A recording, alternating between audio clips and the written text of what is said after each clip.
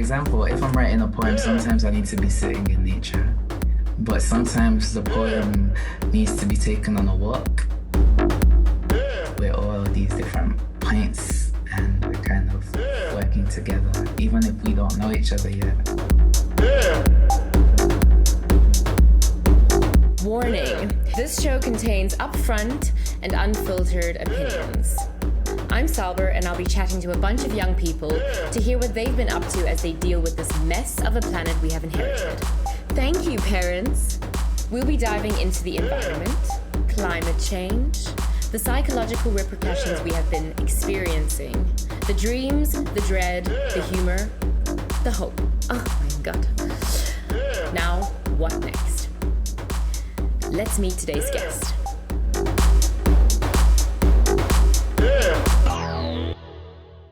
Today, I have the pleasure of speaking with Adjei's son.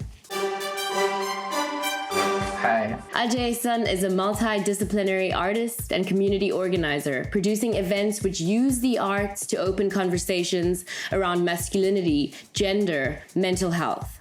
He writes and performs poetry on the themes of mental health, masculinity, identity, and love. Adjei has also been nominated by the public and BBC One Extra as one of 20 future figures for 2022 in creating Black History Now.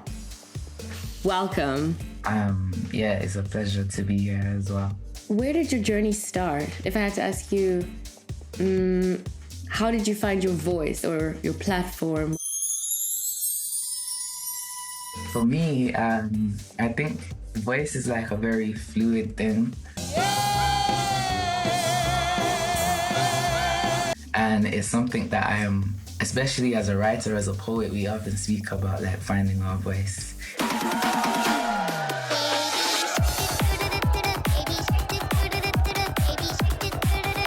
And I think in this last year, I've really started to find out more of what my voice is. Finding out not necessarily like who you are, because that will consistently change, but just like just observing yourself more. I'm resilient, I'm strong, I'm powerful. And like being aware of who you are today or how you are today, and we're good. Just like growing this relationship with myself. So art's a part of that process. Yeah, your work very powerfully and beautifully addresses themes at the heart of our social fabric, and how we interact and coexist with one another. How do you find that all these intersect with our energy and climate crisis? What's your take on that? I explore these things kind of through the events, but also mainly through writing as well. And what I find is that the events, so art, it's like if there was a trinity, it's like art's one corner, you've got the events in another corner, and you've got my life.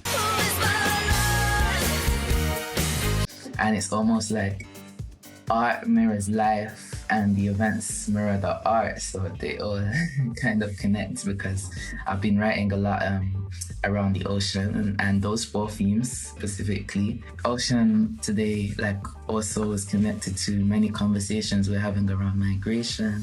Also just like in terms of practice of writing, like for example, if I'm writing a poem, sometimes I need to be sitting in nature.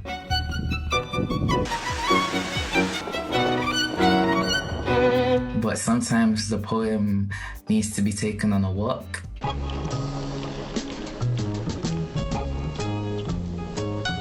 And so sometimes I need to walk with the poem, and then the poem can breathe and it can... I love that. I love it.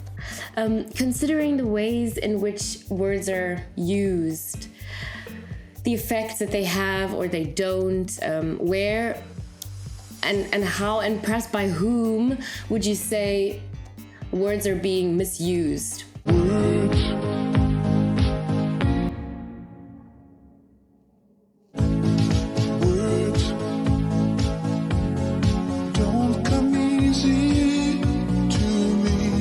As a poet as well, someone who works with words, like sometimes you can question like how our hellos or how our highs or how our yous are failing us, or like how they failed us. If we're showing solidarity with different communities around the world experiencing things, then how do we use our words in a way that is like careful and caring and thoughtful, but not that is respectful to those communities that are experiencing things. Like, how do we use our words in a thoughtful way, in that way too? I think love is a word that is left out of conversation sometimes, and so I think like we can love each other through these little daily actions and occurrences. We can also be aware that there are these systems around us and larger things that also, like, it can be dealt with from like both bottom up and top down, if that makes sense. So like policy, you've got all these policies and things as well. The questions of administrative policy can cause confusion between the policy of administration and the administration of policy. And then there's also us, like, on our daily basis and in our communities. So trying to like do both. And how would you say we could use our words to have an impact on those structural problems, or like the systems that we find ourselves in?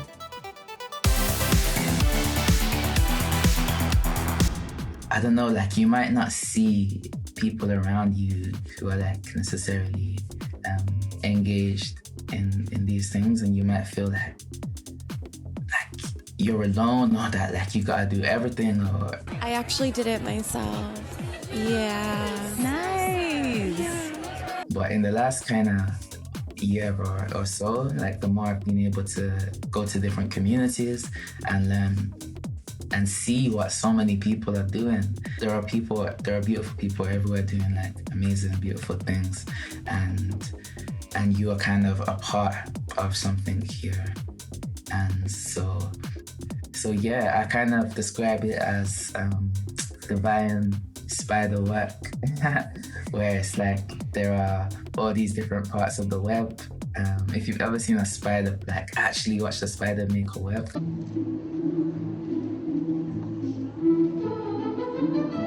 And it almost feels like we're all these different points, and we're kind of working together, even if we don't know each other yet. Wait a minute! Who are you? Yeah, and there's like a beautiful sense of comfort in that, in knowing that you're all doing good work together. Just being able to show solidarity through poetry and through writing in that way.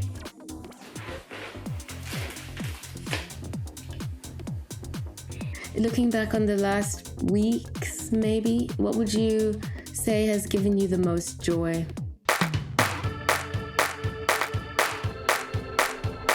Recently, what I've been really getting back to is like silence.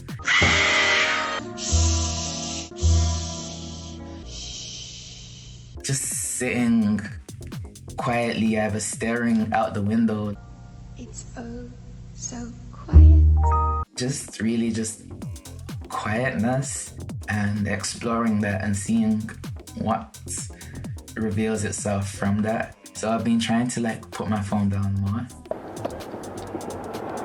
And I've been finding joy in the quietness of that. Also, being comfortable simplifying things for yourself. This is something that I have maybe struggled with in the past, is like feeling like I need to deliver so much, or like... My girls are leaving on the train for their grandmother's at 4, so the book better be here no later than 3.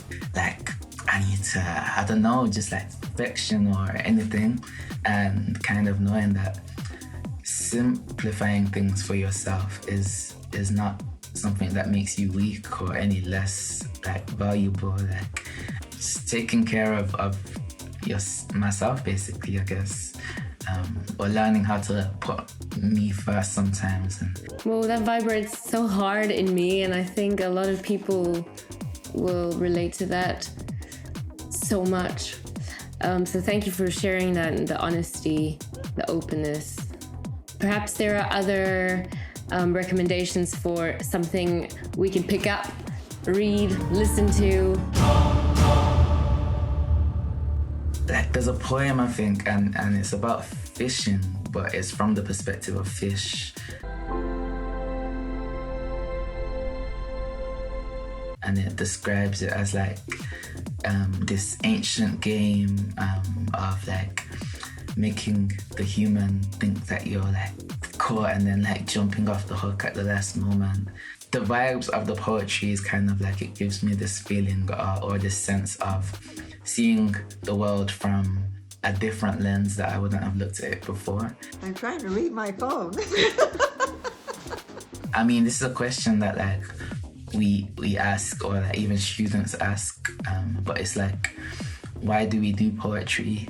And there might be many reasons for that, but like in terms of like eco poetry or social justice, like what can that do? And yeah, maybe one of the things is like just that developing of like empathy, maybe, or like being able to humanize aspects of nature in a way through writing or exploring these different themes. Well, that's it for another episode of Now What? Thank you for joining, and a special thank you to Adjei Sun for sharing those gems, those beautiful meditations on life, on art, on our climate crisis, on where that intersects with our plight as a society. If you'd like to find out more about Adjei, follow him on Instagram. In the description box below, you will see a link to his Instagram and to his next event, Wata. If you like this video, subscribe to Sirocco here on YouTube, and comment if you have any thoughts to share. See you next time.